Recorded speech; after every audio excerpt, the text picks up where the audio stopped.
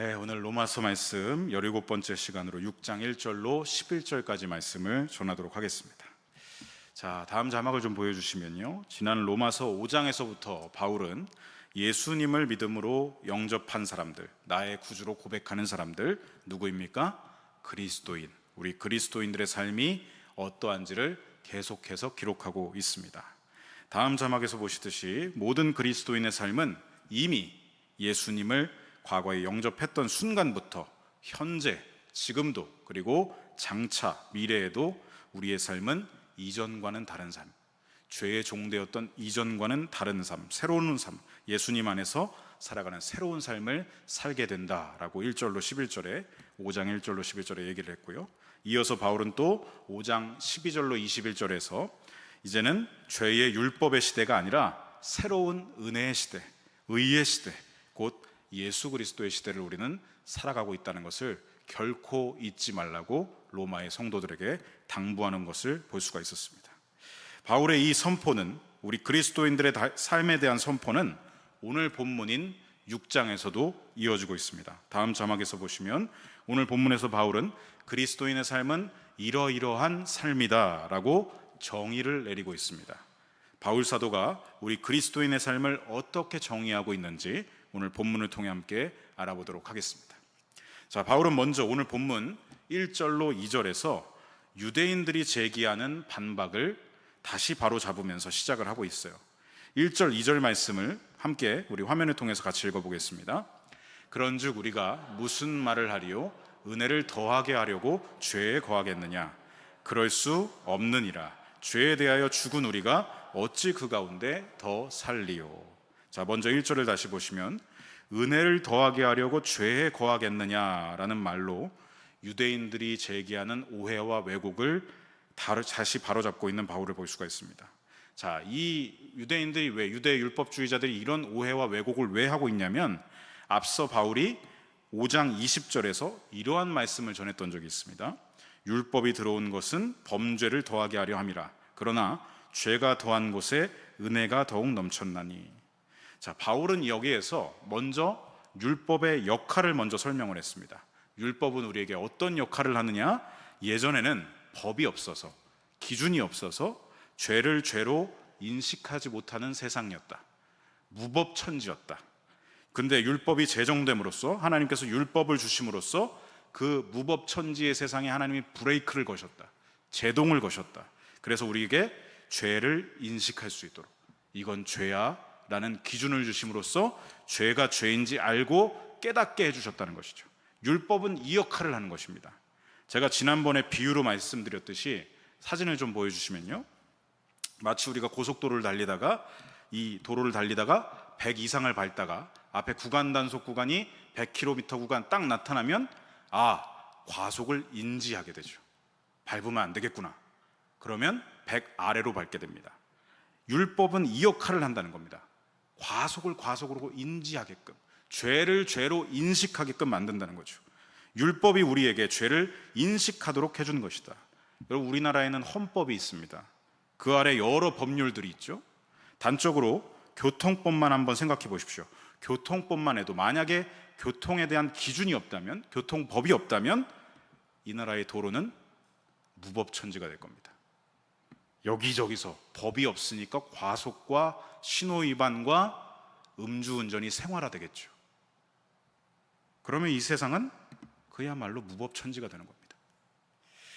여러분, 바울은 바로 이것을 지목하고 있는 겁니다. 율법의 역할은 딱 거기까지다. 율법이 들어온 건 우리의 범죄를 더하게 하려 한다. 이게 뭐냐? 알아차리고 인식하게 하려 한다라는 것입니다. 죄를 죄로 알게끔 한다는 거죠. 그러면 율법을 통해서 나의 죄인됨을 인식하게 된 사람들은 깨달음이 옵니다. 이 죄를 해결해야 되는데, 이 죄를 내가 반드시 해결해야 되는데 어떻게 해야 되지? 구약에서는 각종 제사법을 통해서 일주일에 한 번씩, 1년에 한 번씩 대속죄를 통해서 이 죄를 하나님 앞에서 해결받았죠. 하지만 영구히 지속되진 않습니다. 그런데 신약에서 우리의 죄를 영구히 사하시는 한 법이, 새로운 법이 나타났죠. 그게 누구시냐? 예수 그리스도의 복음이라는 것입니다. 하나님께서 우리에게 주신 죄사함의 방법이 바로 속죄의 어린 양 되신 예수 그리스도를 믿음으로, 복음을 믿음으로 너의 죄를 해결받으라는 것이죠. 하나님이 그걸 주셨다는 것을 바울이 5장 20절 하반절에 말하고 있는 것입니다. 죄가 더한 곳에 은혜가 더욱 넘쳤다. 죄를 죄로 인식한 사람들 안에서 복음을 믿어야 내 죄가 용서받는구나, 이 은혜가 더욱 넘쳐나게 되었다는 말이죠. 바울이 말하고자 한 건 이 의도였습니다. 율법의 역할을 말하고 율법을 통해 죄를 깨달았으면 복음의 은혜로 나아가서 용서를 받으란 말이었습니다. 그런데 유대 율법주의자들은 이 말을 왜곡하고 오해했습니다. 5장 20절 말 그대로, 당신 주장대로라면, 바울 당신의 말대로라면 우리가 더 많은 죄를 지어야 되겠네. 더 많은 죄를 지어야 더 많은 은혜를 받는다는 거 아니야? 우리는 그럼 앞으로 죄 많이 짓고 살게 라고 말꼬투리를 잡으면서 또 왜곡하고 오해했다는 거죠. 여러분, 참 보면 이 로마서뿐만이 아니라 바울 서신서들을 보면 바울이 얼마나 힘들었을까라는 생각을 하게 됩니다. 유대인들, 율법주의자들 뿐만 아니라 이 거짓 이단교사들이 바울이 복음 전도를 할 때마다 회방을 놓고 가짜 메시지를, 이게 본질이라면서 가짜 메시지를 전하고 이런 것들을 하면서 복음에 대해서 성도들로 하여금 미혹당하고 오해하고 왜곡하고 이런 공격을 수도 없이 받으니 얼마나 힘들었을까라는 생각을 해보게 됩니다. 여러분, 바울이 기록한 서신서들에 나타나는 특징이 그래서 이런 특징이 나타나는 거죠. 바울은 평생 동안 그들과 대항했습니다. 율법주의자들과 대항하고 이단 거짓 교사들과 대항하면서 복음의 진리와 핵심을 내가 수호하겠다, 반드시 지켜내겠다, 성도들아 미혹당하지 말아라, 이게 다 바울 서신서들의 내용입니다. 그러다 보니까 서신서들을 통해서 뭐가 정립이 되냐면 기독교의 핵심 진리가 무엇인지가 바울 서신서에 정립이 되기 시작했습니다. 참 바울 사도는 굉장히 힘들었겠지만 그의 후대의 후배들과 후손들인 우리는 어떻습니까? 바울의 이 투쟁 속에 빛나는 복음의 진리와 핵심을 우리가 잘 정립된 것을 말씀으로 읽게 됐습니다. 바울은 힘들었지만 그의 희생을 통해, 그의 투쟁을 통해 우리는 복음의 진리와 더욱더 가까워졌다는 것이죠. 여러분, 위대한 우리 신앙의 선배 바울 사도에 대해서 우리는 감사해야 할 줄로 믿습니다. 그의 투쟁 때문에 오늘날 이 기독교 신앙이 이단에게 넘어가지 않고 여전히 지금 빛나고 있는 것이죠. 진리를 지키고 사수했던 바울 선배의 이 믿음의 투쟁에 우리는 감사해야 하고, 감사로 끝나는 게 아니라 이제는 우리가 이어받아서 우리가 복음에 드러난 진리와 핵심 메시지를 반드시 지키고 수호하며 전하며 살아가야 할 줄로 믿습니다.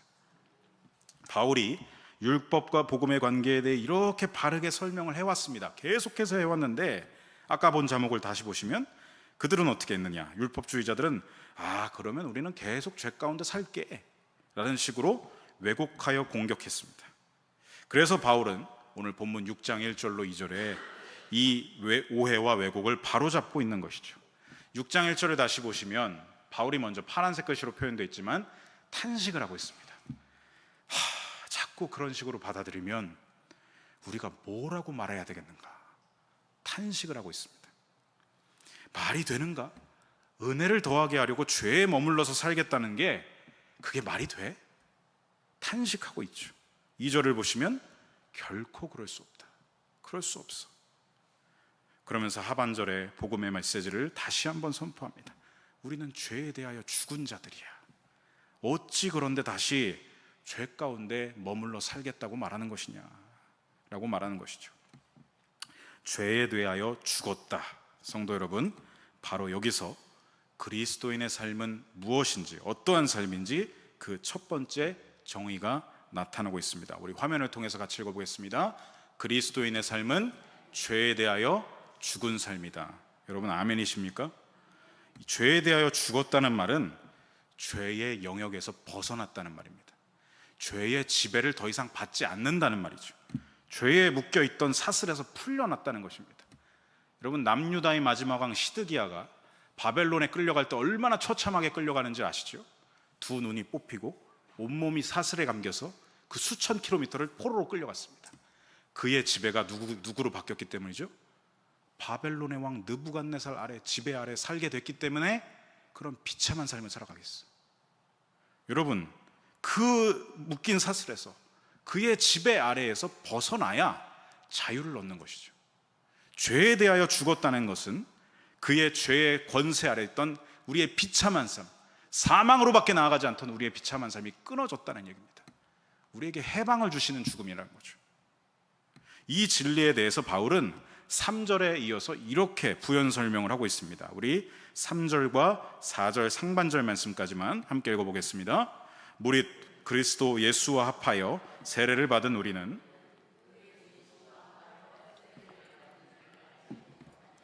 그러므로 우리가 그의 죽으심과 합하여 세례를 받음으로 그와 함께 장사되었나니. 자, 우리가 언제 어떻게 죄에 대해 죽게 됐는가, 언제 어떻게 죄의 영역에서 벗어났고 죄의 속박 아래서 풀려났는가, 바울은 3절에서 말하고 있습니다.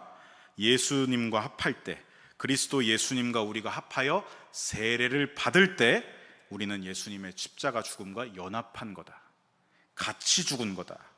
이어서 4절, 우리의 죄는, 정확하게 말하면 우리의 죄된 자아는 세례를 받음으로 예수님의 십자가에 함께 못 박혀 죽어서 장사되었다라고 말합니다. 자, 우리가 죄된 자아를요, 성경에서 옛자아, 옛사람이라고 말합니다. 옛사람, 죽었기 때문에 옛자아, 옛사람이라고 하는 것이죠. 그래서 우리는 세례식을 이렇게 비유할 수가 있겠습니다. 다음 자막에서 보시듯이 세례식은 곧 나의 죄에 대한 죽음의 장례식이자 의에 대하여 다시 살아나는 새로운 탄생이다. 자, 여러분, 십자가 위에 예수님의 손 못 박히셨습니다. 2000년 전에는 예수님의 손만 못 박혔죠. 그런데 우리가 그 예수님을 나의 구주로 믿습니다. 그 의식이 세례식이죠. 세례를 받음으로써 예수님의 손에 나의 손도 같이 믿음으로 포개는 것입니다. 내 손을 같이 못 박는 거죠. 내 발을 같이 못 박는 거죠. 거기서 같이 나도 죽는 것입니다. 그리고 예수님이 3일 만에 부활하셨죠. 우리도 의에 대하여 사는 자로 다시 새로운 삶을 얻고 태어나고 부활하는 것입니다. 거듭났다는 것이죠. 세례를 통해 다시 살아난다는 말은 바울이 4절 하반절에 이어서 말하고 있습니다. 아버지의 영광으로 말미암아 그리스도를 죽은 자 가운데서 살리심과 같이 우리로 또한 새 생명 가운데서 행하게 하려 함이라. 이것을 우리는 거듭났다라고 말하는 것입니다. 저는 초등학교, 중학교 때 감리교가 아니라 처음 제가 교회를 다니기 시작했던 때는 침례교회를 다녔습니다. 제 친구가 침례교를 다녔는데 이제 저를 축구로 꼬셔가지고 전도를 했죠. 그래서 침례교회를 다니게 됐는데 중학교 2학년 때 그 침례교회에서 이 동해 바닷가로 여름 수련회, 전교인 여름 수련회 간다는 거예요. 그래서 또 친구가 어떻게 저를 꼬셨습니다. 가고 싶은 마음이 없었는데. 그러면서 저를 또 꼬시는데 침례 한번 받아보자고. 참 그게 이래요. 예수님을 나의 구주로 고백하는 고백이 없는 사람에게 침례 받아보라고. 저는 그 당시에 좀 이해가 안 됐었는데 지나고 보니 그것도 강권하시는 은혜였다고 생각합니다. 그래서 침례를 받게 됐습니다. 바닷속에 들어가서 이제 침례를 받는데요. 침례는요, 우리 감리교나 이런 세례식과 달리 온 몸이 물에 잠깁니다. 뒤로 이렇게 완전히 뒤로 젖혀서 물에 완전히 잠가 버립니다. 성부와 성자와 성령의 이름으로 3번 몸을 뒤로 완전히 제껴서 잠긴 다음에 일어났다가 또 잠긴 다음에 일어났다가 잠긴 다음에 일어났다가. 근데 여러분, 제가 바닷물에서 침례를 받았잖아요. 이 코를 안 막습니다. 침례가 뭔지 교육도 안 받았습니다. 그 뒤로 넘어가는데 어떻게 할까요? 코도 안 막고 있지. 그냥 저는 뭣도 모르고 뒤로 넘어간 거예요. 그러니까 이제 3번 넘어갈 때마다 바닷물이 코로 다 들어왔습니다. 눈이 막 충혈이 되고 막 온몸에, 이 얼굴에서 막 모든 막 물이 다 쏟아질 정도로 엄청나게 고통스러웠어요. 그래서 3번 다 끝나고 올라왔는데 쾌쾌 하면서 다 뱉어놓고 나니까 살았다라는 느낌이 들더라고요. 살았다. 제가 그래서 그 침례에 대한 기억이 여전히 또렷합니다. 바닷속으로 3번 들어갈 때 정말 죽는 것 같은 느낌, 그리고 올라오고 났을 때 숨을 제대로 내쉬면서 살았다라는 느낌, 그 경험이 또렷합니다. 바울이 지금 4절 전체에 말하는 것이 무엇입니까? 세례를 통해 예수님의 죽으심과 내가 합하여 함께 죽었다, 그리고 예수님의 다시 사심에 합하여 나는 살아났다, 새로운 삶을 얻었다. 여러분, 우리에게 세례식은 우리가 무뎌져서 그렇죠. 매년 부활절과 크리스마스 성탄절에 하는 의식처럼 보이고 의례처럼 보이지만 그런 의미가 아닙니다. 세례식은 무엇이냐? 우리 죄에 대한 죽음 장례식이자 우리가 의에 대하여, 하나님께 대하여 다시 살아나는 새로운 탄생의 아주 귀한 의식인 것이죠. 그냥 막 흘려보내는 대로 그냥 그렇구나, 아무런 감동 없이 보는 게 아니라 정말 세례식을 통해서 내 죄가 죽어 장사되었고 예수님과 함께 다시 하나님께 대하여 살아났다. 이 거듭나는 예식이 세례식이라는 것을 우리는 기억해야 합니다. 세례식을 통해 우리 그리스도인의 삶은 의미를 갖게 되죠. 첫 번째, 죄에 대하여 이미 죽었다. 그리고 동시에 그가 말하는 그리스도인의 삶의 두 번째 정의, 우리 화면을 통해 두 번째 함께 읽어보겠습니다. 그리스도인의 삶은 의에 대하여 살아있는 부활의 삶이다. 예수님과 함께 죽고 예수님과 함께 산다. 너무나 유명한 말씀이죠. 우리 유기성 목사님 때문에 너무나 유명하게 된 예수님과 함께 죽고 예수님과 함께 산다. 이것이 바로 오늘 로마서 본문의 핵심이 되는 말씀입니다. 이어지는 5절에 그것을 명확하게 기록하고 있죠. 우리 5절 말씀 함께 읽어보겠습니다. 만일 우리가 그의 죽으심과 같은 모양으로 연합한 자가 되었으면 또한 그의 부활과 같은 모양으로 연합한 자도 되리라. 아멘. 그리스도인의 삶은 예수님의 죽음과 부활에 함께 연합하여 살아가는 삶이다 라고 말합니다. 성도 여러분, 예수님의 죽음과 부활은 그저 2000년 전에 일어났던 역사적 사건, 사실, 정보로만 끝나서는 안 됩니다. 정보로만 받아들이면 어떻게 하는 줄 아세요? 예수님이 죽으시고 3일 만에 부활하셨구나, 사실이구나, 여기서 멈춥니다. 그렇구나 하는 생각에서만 멈춥니다. 그게 정보의 역할이죠. 우리는요, 이 복음의 메시지를, 나는 죽고 나는 살았다는 메시지를 정보로 받아들일 게 아니라 나에게 일어난 사건으로 고백해야 됩니다. 나와 아무 상관없는 과거 2000년 전의 역사가 아니라 다음 자막과 같이 예수님의 죽음은 오늘 나의 죄의 죽음이요, 예수님의 부활은 오늘 나의 부활이다. 우리 화면을 통해서 같이 선포해 보겠습니다. 예수님의 죽음은 오늘 나의 죽음이요, 예수님의 부활은 오늘 나의 부활이다. 2000년 전의 과거 정보 역사가 아니라 오늘 나에게 매 순간 매 순간 일어나야 하는 사건인 줄로 믿습니다. 이에 대해서 바울은 6절부터 구체적으로 설명하고 있습니다. 6절과 7절 말씀 함께 화면을 통해 읽어보겠습니다. 우리가 알거니와 우리의 옛사람이 예수님과 함께 십자가에 못 박힌 것은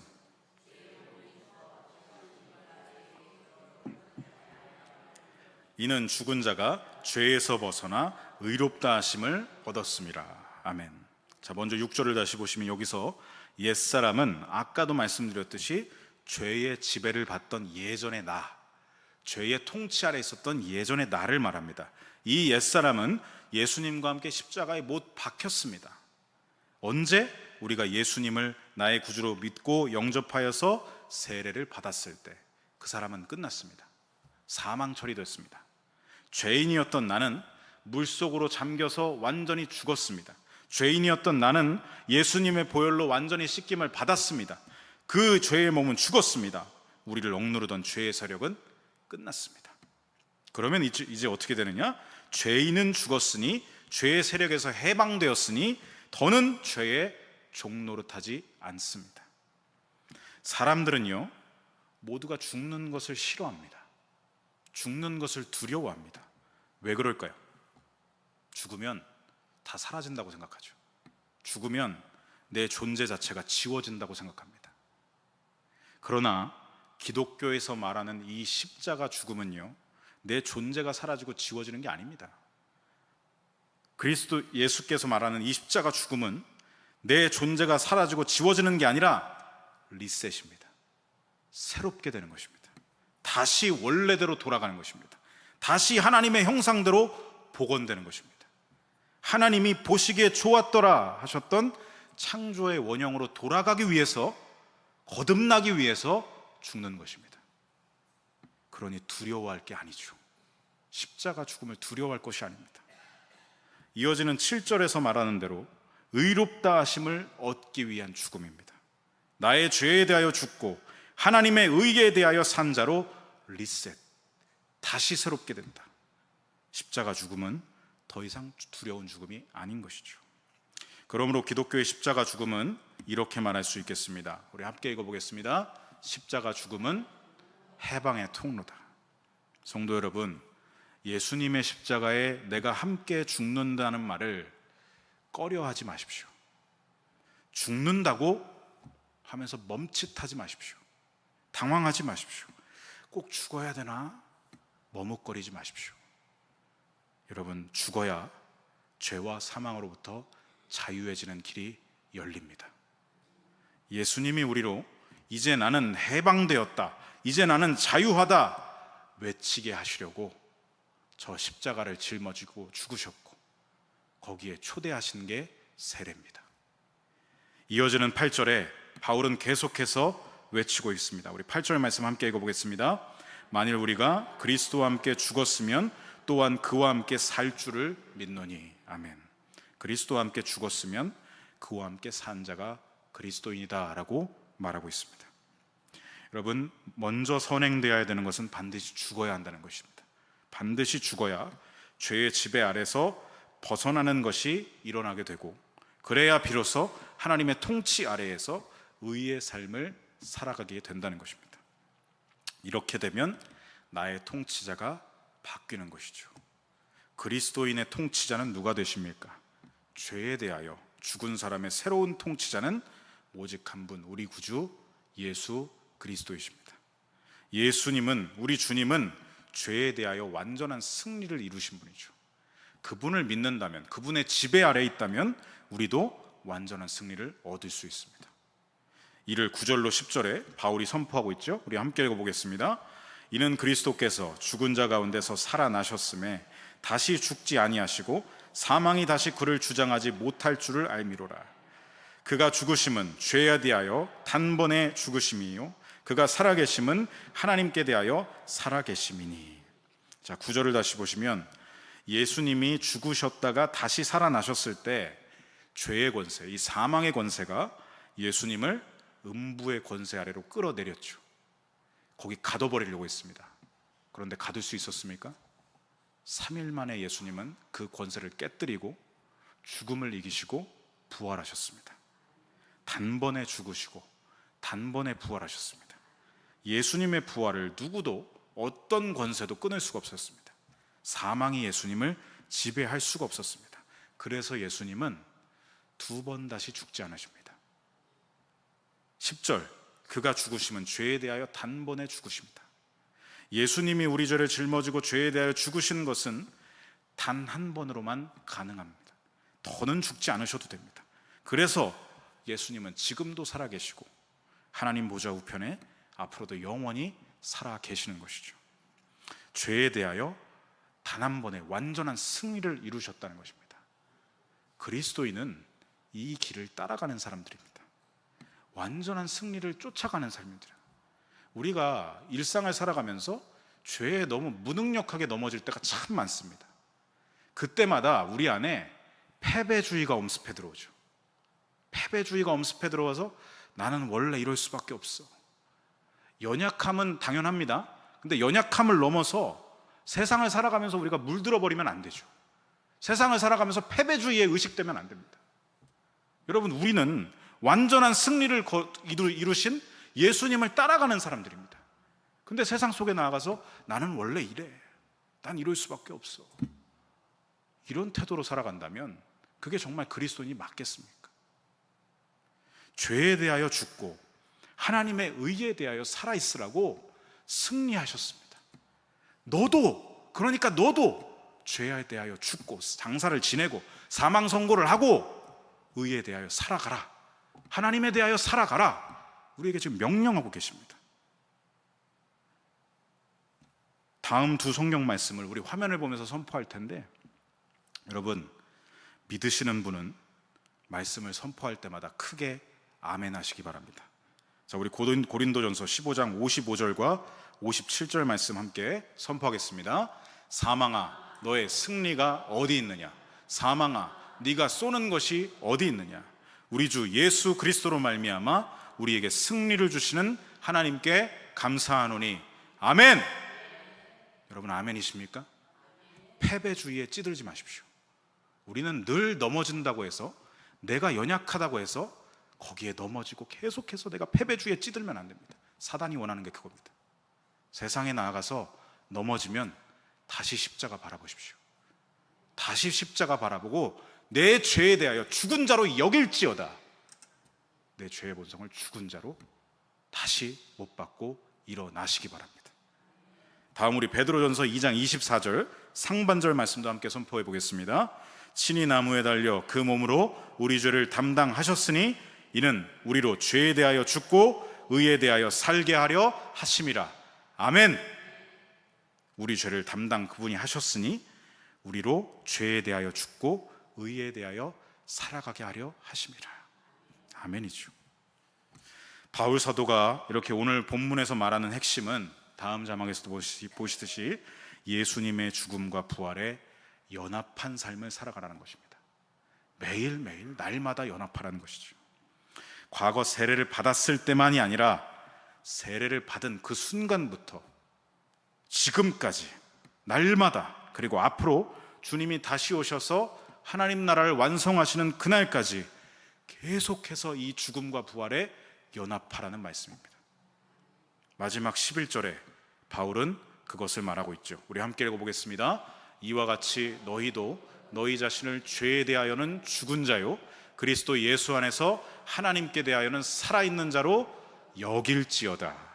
자, 여러분 이 11절 말씀에서 제가 중요한 말이 뭘까 노란색으로 표시했습니다.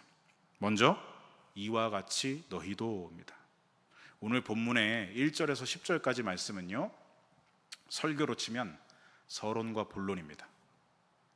그제 이제 이와 같이 너희도라는 말은 뭐냐면 서론과 본론을 말했으니 이제 너희에게 적용하라는 말입니다. 이제 이와 같이 너희도 복음의 메시지를, 하나님의 뜻을 알았으니 이와 같이 너희도 살아가라는 거예요. 적용하라는 말이죠. 여러분 말씀을 적용하는 게 왜 중요합니까? 하나님 말씀 보셔야 되고요, 들으셔야 되고, 읽고 설교 말씀도 들어야 됩니다. 예배 와서 계속해서 말씀을 보고 듣고 읽어야 돼요. 그런데 다 하고 내 삶에 적용하지 않으면 그 말씀은 나와 상관이 없습니다. 하나님의 말씀을 보고 읽고 들었으면 내 삶에 적용해야 됩니다. 이와 같이 너희도 살아내라. 너희 자신을 죄에 대하여 죽은 자로, 바울만 하는 게 아니라 이 말씀을 보는 로마 성도들도 적용하고 2000년이 지난 지금까지도 이 말씀을 보고 있는 저와 여러분도 적용하라는 것이죠. 여러분 말씀을 남에게 대입하지 마십시오. 말씀을 남한테 적용하지 마십시오. 남한테 대입하고 남한테 적용하면 계속 우리는 뭘 하느냐? 손가락질만 합니다. 야, 너 죄에 대해서 죽어야 돼. 야, 네가 아직 죄가 있어서 그런 거 아니야. 회개해라. 여러분 이렇게 말했던 사람이 누구죠? 바리새인들입니다. 말씀을 남에게 적용하는 사람, 자기 안에 있는 들보는 못 보고 남에 있는 티만 지적하면서 손가락질하는 사람, 조언과 충고를 넘어서는 거죠. 여러분 이 조 목사님 통해서 욥기를 계속 강해를 듣고 계시죠? 욥기가 왜 그렇게 긴지 아십니까? 말싸움이 계속됩니다. 욥하고 욥 친구들끼리 말싸움이 계속됩니다. 고통을 받는 욥이 계속 마음이 쪼그라져 들어 있어요. 계속 마음이 낮은 마음이 돼 있어요. 근데 친구들이 와서 뭘 말하냐면, 야, 네가 죄가 있어서 그런 거야. 너 하나님 앞에서 회개해. 이거에 대해서 욥이 항변을 하죠. 근데 친구들이 돌아가면서 계속 그래요. 이 말싸움이 계속 이어지다 보니까 욥기가 길어져요. 욥에게 필요했던 게 뭘까요? 마음이 쪼그라들어서 고통받고 있는 욥에게 필요했던 건 뭘까요? 지적이 아니라, 회개하라고 몰아붙이는 게 아니라 같이 그와 함께 울어주는 게 필요했을 겁니다. 우리 로마서 12장 15절 16절에 바울 사도가 이렇게 말합니다. 함께 읽어보겠습니다. 즐거워하는 자들과 함께 즐거워하고 우는 자들과 함께 울라. 서로 마음을 같이 하며 높은 데 마음을 두지 말고 도리어 낮은 데 처하며 스스로 지혜 있는 체 하지 말라. 욥의 친구들은요, 욥의 마음이 그렇게 쪼그라들어 있으면, 낮아져 있으면 자기들도 마음이 낮아졌어야 돼요. 그와 함께 고통받으면서 그와 함께 울어주는 게 그들의 역할이었습니다. 그런데 온갖 고통 속에 낮아질 대로 쪼그라든 욥에게 자신들의 마음을 점점 높여서 계속 말합니다. 충고가 아니라 경고하기 시작하고, 경고를 넘어서 심판하기 시작합니다. 마치 자기가 하나님인 양, 너 그러다 심판받는 거야. 스스로 지혜로운 하나님이 된 것처럼 교만하게 말하죠.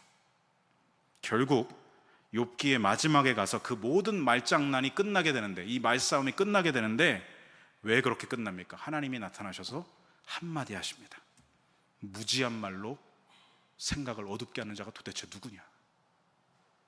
그러면서 그 교만해질 대로 교만해진, 높아진 그 친구들의 말이 쏙 들어갑니다.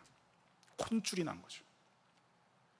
성도 여러분, 하나님의 말씀을 가지고요, 남을 낮추기 위해, 내 마음을 높이고 교만하기 위해 쓰지 마십시오. 그게 신앙을 가진 사람들이 할 수 있는 오류 중에 가장 큰 오류입니다. 말씀에 아멘 했으면 나에게 적용해야죠. 손가락질하면서 아유 네가 죄 지어서 그래, 회개해, 그런 말 함부로 하면 안 됩니다. 판단과 심판은 하나님의 영역입니다. 선을 넘으면 안 되죠.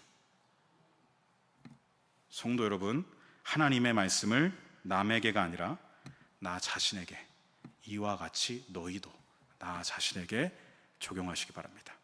적용했다면 그 다음은 뭐죠? 순종, 실천입니다. 바울이 오늘 본문 11절 마지막에 이렇게 말합니다. 노란색 표시로 여길지어다. 나에게 적용한 말씀을 이제는 실천하면서 너의 삶의 현장 속에서 살아가라 라고 명하고 있는 것입니다. 죄에 대하여 죽은 자로, 하나님께 대하여 산 자로 자기 자신을 그렇게 여기면서 살아가라. 그 당시 로마 성도들뿐만 아니라 오늘날 우리 그리스도인들 모두에게 날마다 예수님의 죽음과 부활에 연합한 자로 여기며 살아가라. 실천과 순종까지도 권면하고 있는 바울입니다. 오늘 이 본문 말씀을 정리하면서 주시는 메시지를 저와 여러분의 삶에 함께 적용해 보겠습니다. 오늘날 한국교회는요, 잠깐 이 자막 나중에 띄워주시고요, 오늘날 한국교회는요 이런 비판에 직면해 있습니다. 말과 행동이 다르다. 한국교회 성도들은 말과 행동이 다르다라는 신랄한 비판에, 세상의 질타에 직면해 있습니다. 우리는 이 질타와 비판을 아니야 안 그래 라고 부정하는 게 아니라 받아들여야 합니다. 그리고 오늘 본문에서 말씀하는 이 바울이 전하는 메시지를 나에게 적용하고 순종해야 합니다. 여러분, 삶의 현장에 나가서 말로만 하나님 섬긴다고 하고 행동은 여전히 죄를 섬기고 있는 그 이중적인 변질된 가짜 그리스도인의 삶을 살아가는 게 아니라, 우리는 습관처럼 다시 살아나는 내 안의 그 죄의 본성을 계속해서 못 받고 죽음을 선포하고 하나님께 대하여, 의에 대하여 산 자로 부활의 삶을 날마다 살아가야 할 줄로 믿습니다. 그게 그리스도인의 삶입니다. 주일 예배마다 우리 계속해서 우리 담임 목사님 통해서 로마서 1장의 말씀, 죄의 본성에 대한 말씀을 듣고 있습니다. 그 말씀을 들을 때 우리의 태도를 한번 돌아보시기 바랍니다. 죄의 본성에 대해서 들으시면 여러분 어떠십니까? 죄의 본성에 대해서, 이거 나중에 들으시고요, 죄의 본성에 대해서 우리가 계속해서 들어요. 지금 벌써 8번째, 9번째 가고 있어요. 그 말씀을 들을 때 우리는 이런 태도를 갖기 십상이에요. 남 얘기하듯이. 내 얘기 아니야, 이건 나한테 주시는 말씀이 아니라 세상 사람들 얘기야. 그렇게 흘려들을 때가 많습니다. 솔직해지자고요, 우리. 여러분, 죄가 왜 무서운지 아십니까? 죄는 우리를 무뎌지게 만듭니다. 죄에 대해서 아주 무뎌지게, 죄에 대해서 익숙해지게, 죄에 대한 패배주의가 거기서 오는 거예요. 아유, 저 말씀은 내 얘기가 아니에요. 오늘도 죄의 본성 7번째, 8번째 나랑 상관없는 말씀이네. 내 마음 안에서 그렇게 받아 쳐내고 있다고요. 죄의 무서움이 그겁니다. 다음 자막을 보시면 우리는 죄의 본성에 대한 말씀을 들으면요, 내 안에 스멀스멀 꽈리를 틀고 살아있는, 여전히 뱀같이 살아있는 그 죄의 본성을 직면하여 받아들여야 합니다. 이거 나한테 주시는 말씀 맞아. 내 안에 저 죄의 본성이 있어. 말씀을 나에게 적용해야 합니다. 솔직하고 정직하게 말씀의 거울에 나를 비춰봐야 합니다. 내 안에 모든 불의함이 있구나. 내 안에 저런 추악함이 있구나. 내 안에 저런 음란함이 있구나. 내 안에 저런 탐욕이 있구나. 시기와 죽임과 분쟁과 사기와 악독과 남을 수근수근거리면서 비방하는 마음, 이게 내 모습이구나. 얼마나 가지각색의 죄의 본성이 나타납니까? 이게 왜 남 얘기예요? 내 얘기하는 거예요. 나보라는 거예요. 내 안에 죄의 본성이 다시 꿈틀대고 나타날 때 다음 자막, 그 옛사람을 날마다 난 이미 죽었다 여기시고 선포하시기 바랍니다. 예수님의 십자가, 이미 저 불의함은 죽었다 선포하고 다시 일어나고, 저 시기 질투와 죽이고 싶어하는 마음 다 죽었다, 다시 죽었다 선포하고 믿음으로 일어나고. 우리 김대환 목사님께서 저녁 예배 때 그런 말씀하셨어요. 죄와 싸우되 피 흘리기까지 싸우라. 여러분, 정말 피 흘리기까지 싸우고 있습니까? 우리 죄의 본성에 대한 말씀을 흘려 듣는데 어떻게 싸워요? 의의 병기를 자꾸 쳐내는데 어떻게 싸우냐고요. 말씀을 나한테 적용 안 하고 남한테 손가락질하고 있는데 어떻게 싸워 이기겠습니까? 맨날 가서 지는 거예요. 죄와 싸우되 피 흘리기까지 싸워라. 의의 병기인 말씀을 붙잡아야 이기죠. 나에게 적용하고 순종해야 이기는 거 아니겠습니까? 거룩을 지키기 위해서, 예수님이 핏값으로 주신 의를 지키기 위해서 선한 싸움을 싸우라고 부름받은 사람들이 성도입니다. 의의 병기인 말씀을 주일마다 들으면 쳐내지 마시고, 남의 얘기하듯이 듣지 마시고, 나에게 주시는 말씀으로 붙잡고 그 의의 병기를 붙잡고 세상으로 나아가서 이기는 저와 여러분 되어야 할 줄로 믿습니다. 오늘 마지막 11절에 자신을 죄에 대하여 죽은 자로 하나님께 대하여 산 자로 여기라 라고 말합니다. 다음 자막을 보시면요, 이게 무슨 말이냐, 죄의 유혹과 본성과 시험에는 죽은 사람처럼 찔러도 반응하지 마라. 죄의 본성이 발동하려고 할 때, 죄의 유혹과 세상의 가치관이 내게 몰려들 때 죽은 자처럼 찔러도 반응하지 마. 다만 너는 뭐에 민감하게 깨어 있어야 되느냐? 하나님의 말씀에 민감하게 깨어 있으라는 거예요. 의의 병기로 나를 찔러 쪼개실 때 받아들이고 치료받고 회복되고 부활의 삶으로 다시 일어나서 그 의의 병기를 나의 삶에 적용하고 순종하며 살아가라는 말이 이 말입니다. 사랑하는 성도 여러분, 우리 마지막 자막을 보시면 이제 우리 예배를 드리고 또 예배당 밖으로 나갈 겁니다. 그때 삶의 현장 속에서 또 죄에 무뎌지려고 할 겁니다. 또 죄의 지배 아래, 그 영향력 아래 사탄이 사로잡으려고 할 겁니다. 그러면 어떻게 하시겠어요? 죽었다고 선포하십시오. 찔러도 반응하지 마십시오. 남이 화나게 해도, 혈기를 부리게 만들어도 반응하지 마시고, 죄의 지배 받아들이지 마시고, 우리는 뭐냐? 나는 이제 죄의 법 아래 사는 게 아니라 생명의 성령의 법에 사로잡혀 있다.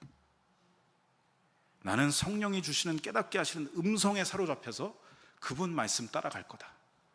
믿음으로 선포하시기 바랍니다. 그러면 우리 살아가는 세상이 의의 하나님 나라가 될 것입니다. 우리를 통해서 세상이 정화되고 변화될 것입니다.